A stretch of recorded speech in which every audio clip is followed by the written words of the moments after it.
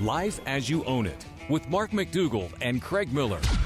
Remember, you got questions, we've got answers. You may not take the time to educate yourself about the single largest investment and opportunity you have, that investment in the roof over your head in real estate. We talk about your home, financing, making investments in real estate. We give you the facts, folks. You know, it's just good old-fashioned horse sense that we like to talk about. And we also throw in some other horse stuff, too, just for fun.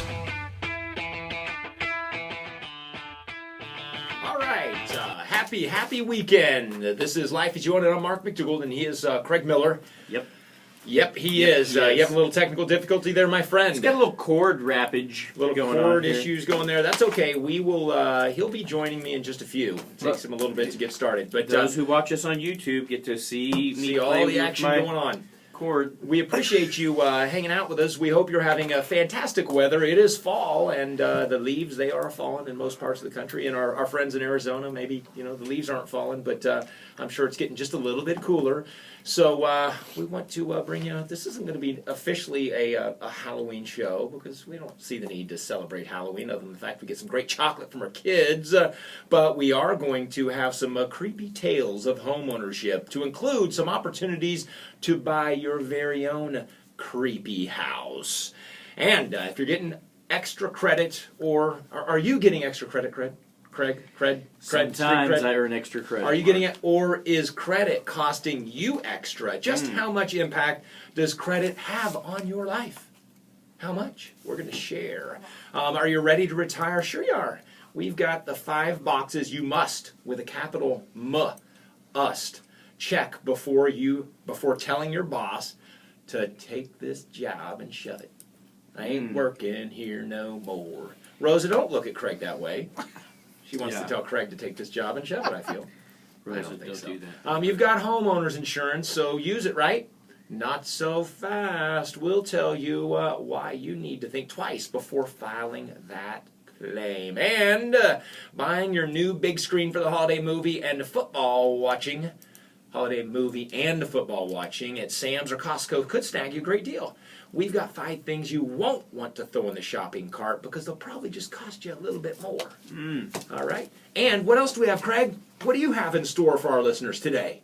I just want to congratulate the Kansas City Royals on winning the American League Championship pennant. All right, we need some Royals music. We know that. Where's the Royals music? Play center field or something. Center field, really? Center field? It's a good song. Oh, I have an idea. Why don't we sing a song by Journey? And just for our California listeners, I'll congratulate the San Francisco Giants on winning the National League pennant. Congratulations. And we feel sorry for the beating you're going to take by the Royals, but you might win a game in there somewhere. We'll see. We might be generous. We might. But you know what? As of yet, we don't have an affiliate in San Francisco, so we can just throw them under the bus. Yeah. Going down, San Francisco. You're going to be Giants. Giants fans. Mental midgets, not Giants. Just kidding. If you're a Giants fan, we know you've got a good ball team, and I just want to say that we're sorry that the Royals are going to have to take this. We're overdue. Have you been involved? Do all the ballparks sing the same song here? Do they? I don't know what it is. At Royal Stadium, they go crazy singing a little Journey here. They changed the words, Craig, though. this song came out, what were you, maybe in college? You're in the Navy when the same song came out? No. I was a youngin', but I don't know for sure. I want to say I was probably 12 or something when the song came out. Okay, so we have a listener in Phoenix that sent some feedback, and he said, guys, love the show, but can you minimize the witty banter? He didn't say witty. The banter before you start getting into the meat. And to that I say, tough luck, buddy. You signed up for this show. You're going to have to stick it out for another 4 minutes of Craig and I talking about our favorite songs, our favorite baseball teams. I'm just kidding. We're going to move on to some meat in honor of that listener telling us to just move on down the road. We're getting a lot more listeners in Phoenix lately. We are, and we appreciate them. We want your feedback. If you want to reach out to us, you can call us at 800-270-6425, 800-270-6425, or question at lifeasyouownit.com, or if you can remember LAYOI, be a little shorter on the old typing fingers, easier on typing fingers. It's question at LAYOI, lifeasyouownit.com. Either one will work. There they are. That's our lady. She's a big baseball fan. Okay, folks, rates this week. And here's the thing. I'm going to share some funny, interesting, always happens data with you. You got to pay attention. Pay close attention to what's going on with these interest rates. Every week on the show, we're going to bring you the national averages.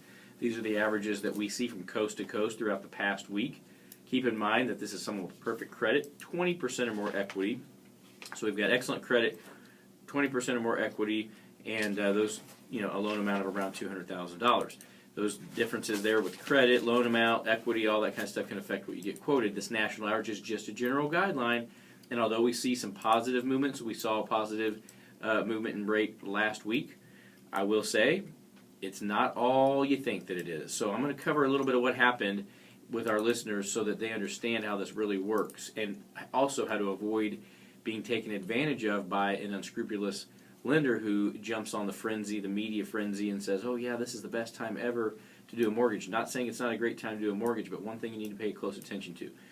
So last Wednesday, when the market opened up, the stock market was taking a beating, and a lot of money was getting moved into treasuries and mortgage-backed security bonds, among other bonds. There was a bond rally which caused interest rates to be a little bit lower. Frankly, not much more than 1/8 of a point lower. By the end of the day, all those gains in the bond market had been given up as the stock market recovered most of its, not most of, but all but 173 points of its losses. Thursday, same story, bond market opened up strong, gave up all of it by the end of the day. In general, rates did not improve by even quite 1/8% of interest in that final couple of business days of the end of last week. So, although many of you are thinking, wow, rates have got to be awesome, they are good. They've been good for a while. They've been trending lower. But they didn't get this amazing boost that people think that they may have received. So what I want to point out to you is something that I noticed is, interestingly enough, the closing costs, the average fees and closing costs paid by the average borrower out there went up by almost $1,000 over the past week. The average closing costs were close to $1,000 higher. Why? Why is that? I'll tell you why it is. Because lenders are trying to sell that next lower rate. And they believe that if you believe rates are lower and they can quote you something lower than maybe you were quoted a week or two before, you'll jump on it and not pay attention to the fees and closing costs. So folks, we preach about this every week.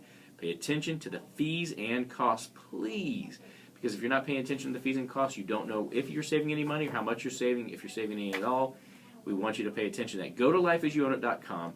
Check out the break-even formula. Do the math. How long is it going to take me if I refinance my mortgage to overcome, with interest savings, of course, at this new lower rate, how long will it take before I've saved enough to cover all these fees and costs that got rolled into my loan or that I paid out of pocket? You've got to know this.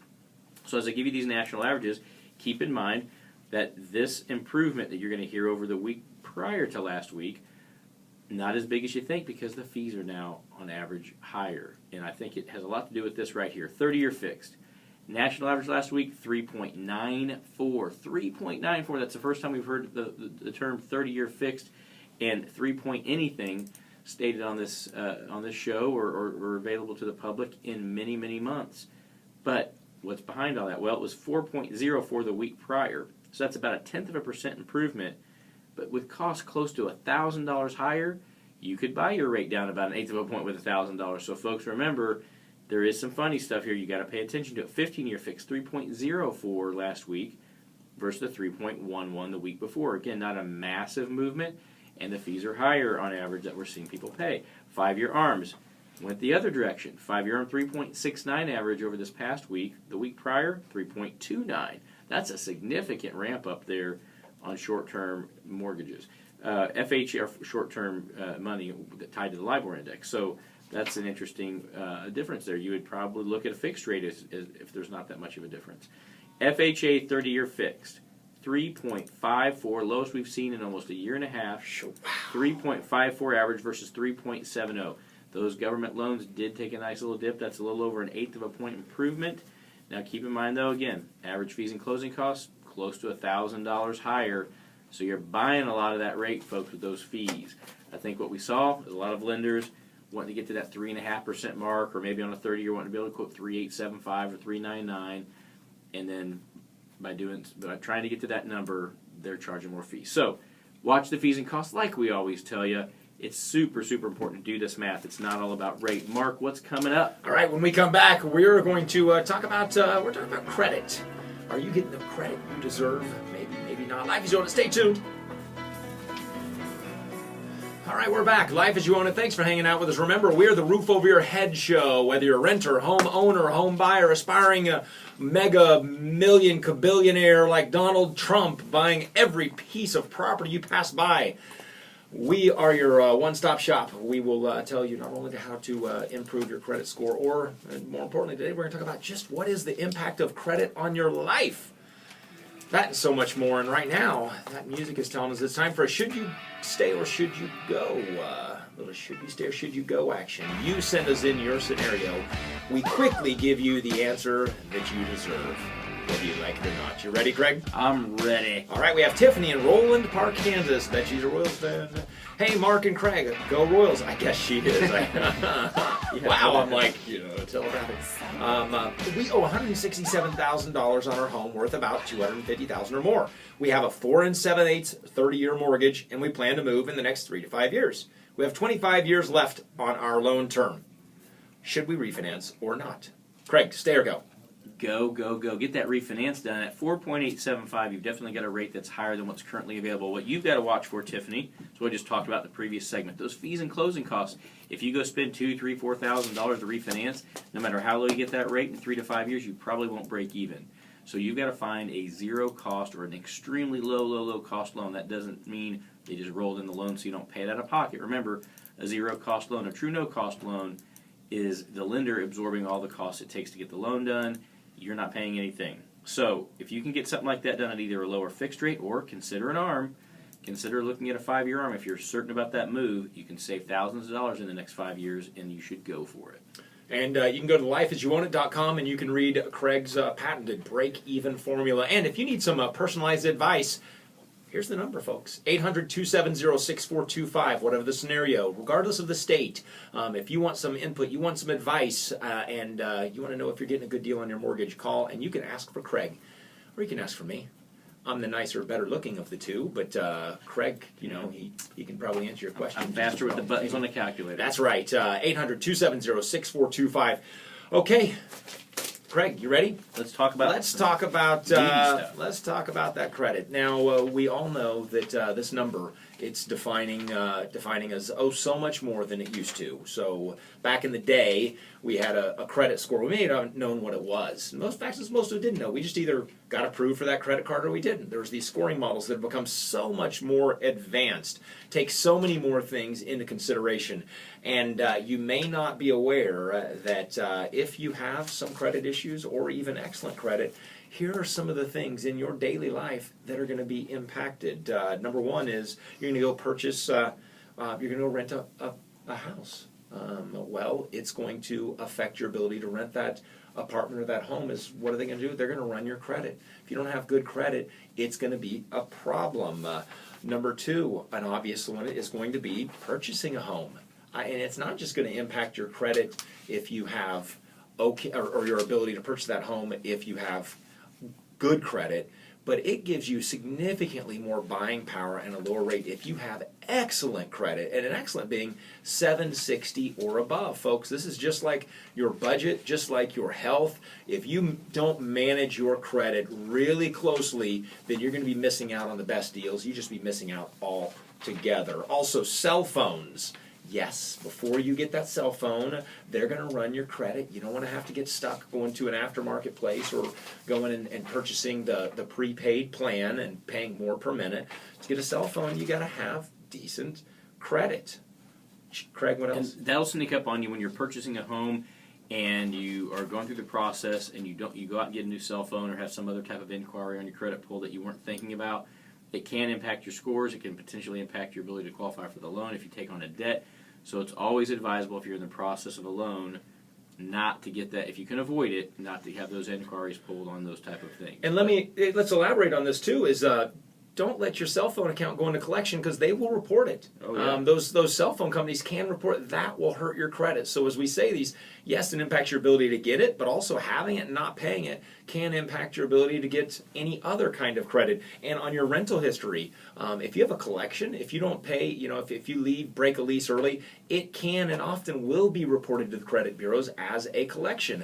Furthermore, sometimes to get loans or to get credit, someone may require a verification of rental paid on time. To get that mortgage may be required, so you got to pay it on time.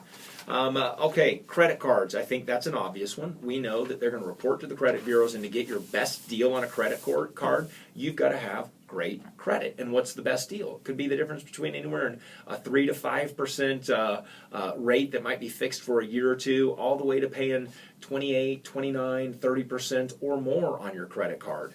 And if you have late pays while you're doing it, you're gonna get charged that higher amount, even though you weren't initially charged if you're late on those credit cards. Did we mention checking accounts, Craig? To get a bank account and to get the best deal on that bank account, they're going to run your credit. Another one, Craig, child support. So you know, folks, if you are late on your child support payments, they can and often do report. Many states report those to the credit bureaus. If you're delinquent on child support, folks, you will not qualify for a loan. Doesn't matter what your credit scores still are. Any outstanding collections or balances due, past due amounts on child support, anything like family support matter, is going to hold you back from getting a loan until it's current. All right, so you've been working hard. You've now got that dream job lined up. They've made the offer, and they said, hey, it's just subject to a background check. You think it's all good, and then they call you and say, I'm sorry. We saw that you were going to be hired for a management position, but you've got 7 collections, and unfortunately, we factor that into our decision to hire you, and you're not going to get the job. It will and does. It's a reflection, right or wrong. It's a reflection of your responsible behavior. Your credit score is. So be prepared. Applying for a job, you got bad credit, it may impair your ability to get that job. Also, we've got any government assistance and licensing. I have no problem, kind of like this. Technically, any government agency can access limited information from your credit files without your permission. Thorough credit checks may be required if you're applying for government assistance or specific licenses. Candidly, kind of like it if they're going to get government assistance, so we'll agree. Generally, if you need government assistance, you've had a hardship in your life and your credit may not be the best, but conceptually, I have no problem with that. Insurance. Guaranteed, folks, if you have bad credit, you're going to pay more for your insurance. Might be 10%, might be 20%, might be 300% more that you pay, not just based upon claims history, but also based upon if you've got some credit issues. And student loans, yes, they're going to report to the bureaus. They are often, we find, much more forgiving. I don't know if you, Craig, see, sometimes they're not going to report your delinquency even if you're a delinquent, but don't take that for granted. It doesn't mean that they can't. We just don't see that student loan companies are as quick to report late payments as many others. And utility accounts. Have you ever been in a situation where you go to open it, and because you've got some bad credit or some late history with them, they require you to give a deposit? Folks, it happens. So here are the things that impact your life. They are things that impact your credit. Satellite or cable TV goes along the same lines as the utility companies. Any account like that where you're gonna accumulate a balance and have a monthly bill anymore, your credit is being looked at. So look at it, folks. You want to buy a car? Credit impacts it. You want to get credit cards, get better rates? Credit. Want to buy a home? Your credit. Insurance. You want your insurance, what you pay for insurance? Credit. Want to get a job? Credit. Want to rent a place? Credit.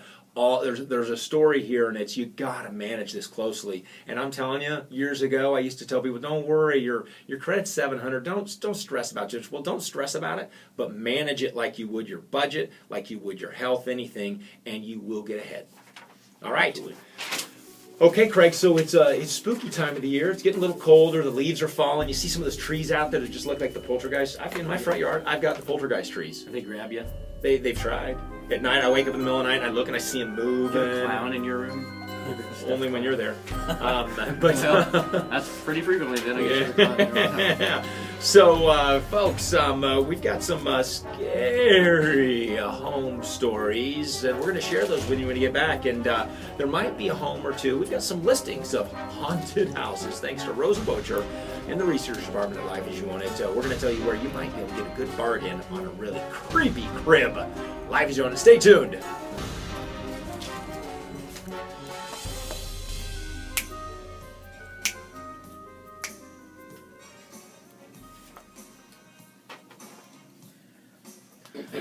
All right, we're back. Mark McDougald and I have Craig Miller here. And Craig, how you doing? I'm great. All right. Well, actually, some helium on the break. Actually, filling in for a bit here is going to be Rosa Bocher, and They're big shoes to fill, but your feet are much larger than Craig's anyway. No offense. I'm going to take that So as a compliment. Rosa does a lot of the work on the show. She'll do a lot of research. She'll make sure we behave. She's in the studio when we're recording. She's taking care of the podcast. So when you see the shaky hands and all that, that's Rosa behind the scenes making it happen. And sometimes you hear her laugh in the background, which is our favorite part. So Craig had to take a little break and attend to some business. So Rosa is stepping right in, and we're gonna have some fun talking about the haunted houses. I'm ready. What's that creepy music I hear? That's very creepy. All right, so did you hear about the house where spiders were bleeding out of the walls? I did. You did. It's pretty Of freaky. course you did, because you found it for me. So you want to tell our listeners about it? You want to say a little bit about it, or you want me to? I already read the overview. Yeah, so there's this home in St. Louis. the St. Louis area, a very nice upscale home, $450,000. $450,000 home overlooking a golf course and a country club.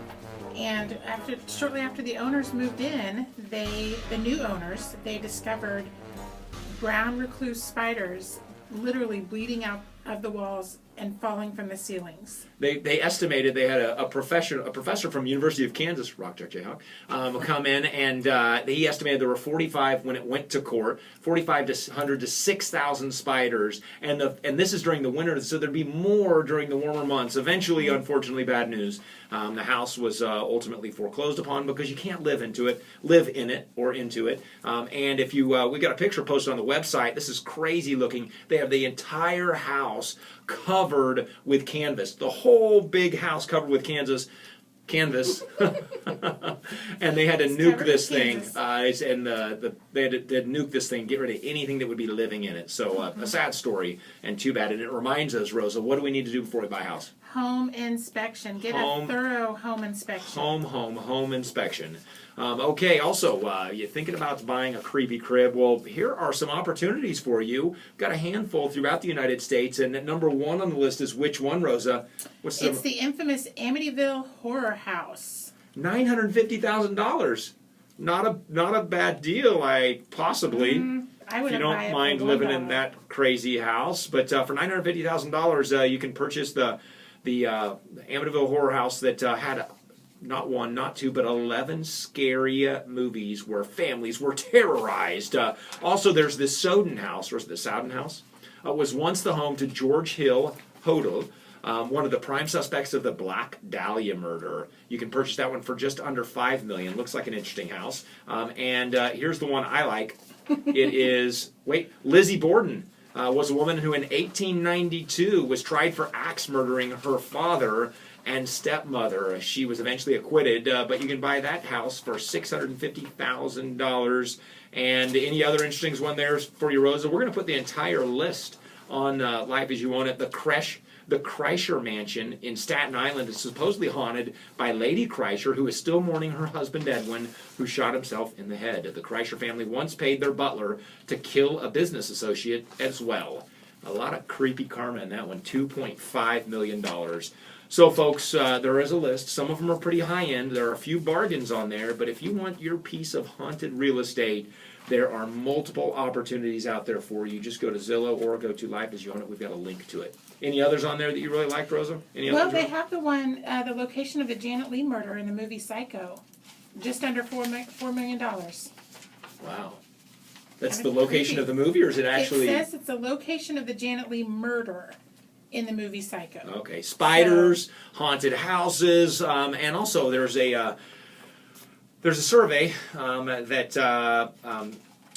let's see. It is the Realtor.com's 2013 Haunted Housing Report, where the sentiment regarding a haunted house home purchase, 26% indicated they would consider purchasing a haunted house for sale. 36% might consider a haunted house purchase, and 38% would not. Rosa, what do you think? Would you buy a haunted house? No way. Not even if it was a possibility. 51% of respondents said that they know of somebody who had a haunted home experience, and 35% suspect they lived in a home that was haunted. Have you ever lived in a home that you thought was haunted, Rosa? No. That's a lot. So over half of the respondents to the survey, they know someone that had a haunted house experience, and 1 in 3 lived what they believe was a haunted. How do you know if it's a haunted house? Chills down the spine. Cold rooms. Cold rooms. See And I'll things- tell you, folks, if you're things selling move on it, their own. you know, depending on your state, let's say, okay, so you got a house, you want to sell it or buy it. Depending on the state, it may be if you've got hauntings that can be documented. So, in other words, or you know, maybe you've called the police several times. Maybe there's some record of you believing your house is haunted. You need to speak with your real estate broker, and also make sure you check the legality of whether you are required to disclose that information. Chances are you may not, but based upon the state. Now, I'll say, I read a lot of information where it said, you know, if your house is haunted, actually that adds some intrigue, and sometimes those houses are more appealing, that people want a little story of their house. Yeah. I don't know if I want to buy a house that's haunted by an axe murderer. Some people like it. Not me. Some But people like just so you have the facts, folks, you may or may not be required to disclose that information. But the reality is, in many markets, it may add some intrigue. Just make sure that your haunting is a sweet old lady, or maybe I'd like Mrs. Claus, maybe Or someone like little that. kids. That's a No, little like creepy. laughter. I don't know if I want the No. little kids on. It might be a little creepy. All right, folks. Whenever we come back, we're going to sell you give you the 5 boxes you need to check before you consider that early retirement. Live as you own it. Stay tuned.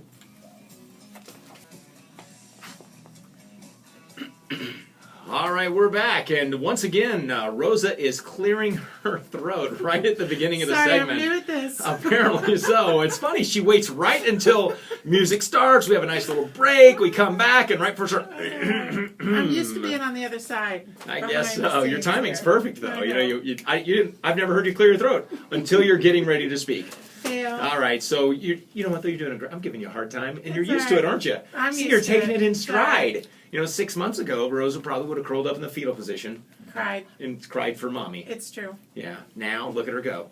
She's going to give it right back. I'm So I grown up. appreciate you being a good sport, stepping in. She gets to work with us every day, so this is just second nature. As I was saying off air, pretty much it's going to be Rosa's life as you own it. There you go. I'm That taking would- over. That's right. Coming soon. Okay, so 5 signs that you might just be ready to retire early. If you can't check the box on these folks, hold the phone. We don't think you're ready. Number 1 is a big one. It's going to be financial stability. Have you done the math? Do you have the money? Are you counting on? So it's fantastic. You've got a pension, or you've got retirement, or you're eligible to receive Social Security benefits. Have you done your budget? Are they sufficient for you to continue the life that you are going to need to afford? Have you really nailed it down to know you've got enough money to not be scraping, to be able to have the lifestyle you want? Do the math. Do your budget. Knock that part out. Number 2 is, and this is an important one, and this actually is a huge part of number 1, and it's do you have the coverage? Do you have your health needs taken care of? Do you have that lined out so that what you may have previously thought was sufficient income is now being eaten up by medical expenses? So do you have the coverages in place? Can you afford from just a medical? Because folks, if you're feeling great now, awesome. But we all get older, and as we get older, what happens? What do? Health declines. Your health declines. You're gonna have something. Hopefully it's minor, but you're gonna have something. You got to take care of yourself, and it's gonna cost you money, unfortunately. Number 3, can you check this box? Your children, they're not gonna be living off of they're not gonna be riding on your coattails anymore. Your children, are you in a position where your children consistently come back to you to bail them out financially, whether it's whether they're going to need to stay at your house some, whether you need to lend them money, whatever? Are your children beyond that point? And folks, I'm going to tell you, it really should be let's be generous here, and it should be a couple years past college. If they went to college, or if they didn't go to college, it should be a couple years past high school. Ideally, it's right at both of those. We say if you give them the right financial education, teach them they can work hard, they can do it, they can survive on their own. They're no longer your children. They are adults that you raised. So treat them as such. So, but if you can't, then you're not ready to retire. So make sure you can check the box that they're on their own. Also, are you debt-free? Are you truly? That's big part of the financial plan is, are you, not only do you have the income, but Are you debt-free or close enough to it that you could stroke a check and pay all that off and not impact your ability to enjoy your retirement or your lifestyle?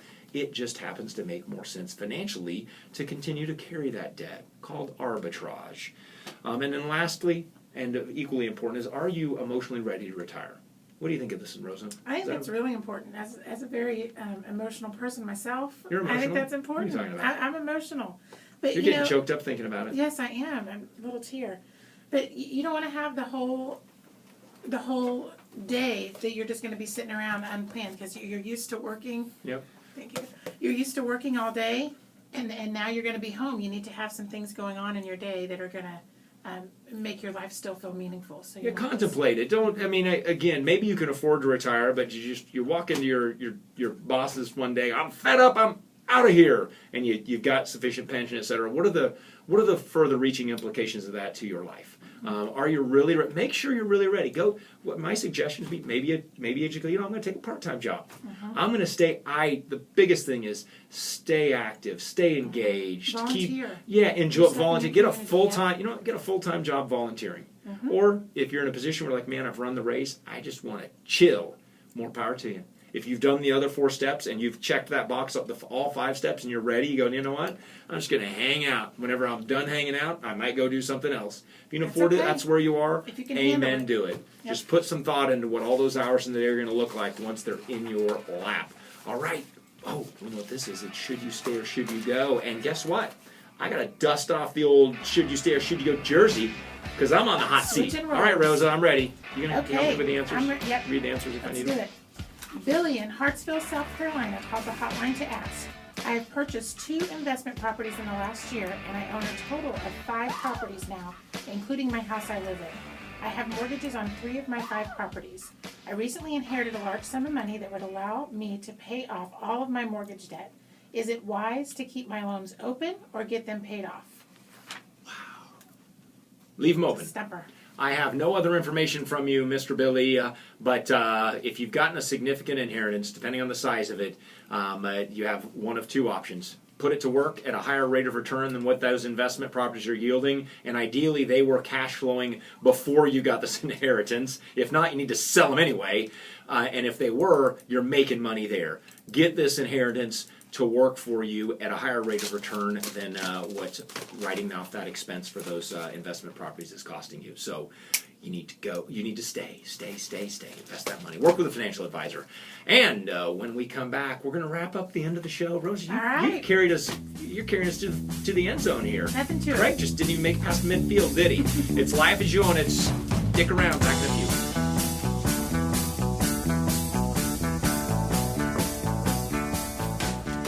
All right, we're back. Life as You Own It. Thanks for hanging out with us. We hope you're having a wonderful weekend. Remember, you can check us out, lifeasyouownit.com. If you want to call us, we'd love to hear from you. We'd love your feedback, and we can answer your questions. I guarantee it.